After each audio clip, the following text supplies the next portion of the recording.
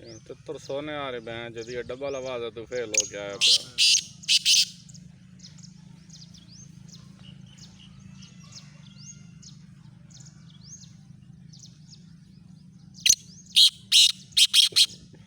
गल्ला देंगे शुरू तो पता नहीं पहले ठीक हुआ था शांत ही गई था संजय वाला इन्होंने क्या खुराक दी नहीं पा खुराक की दाल जड़ी और खुराक का तो ठीक है सबको है मेरा मैं और बढ़नी तो थी आप हां भाई 10 इंजेक्शन बस करनी है भाई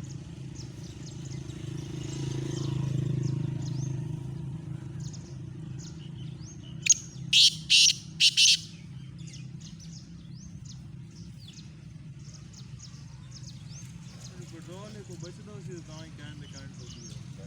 ये कौन है काम दी को क्या था हम भी कोई लावे न लावे 20 रुपए लावने नाल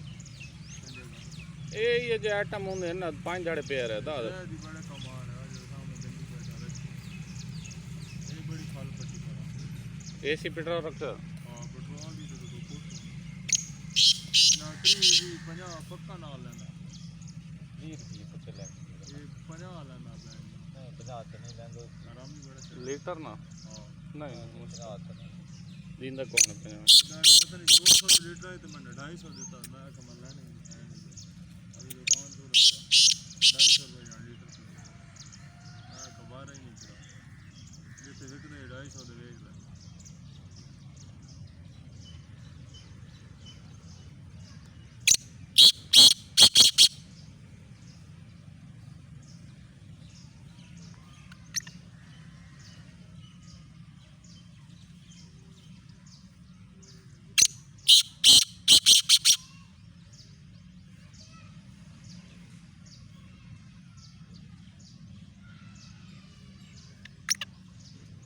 कोकणा ना पक्का आशिक है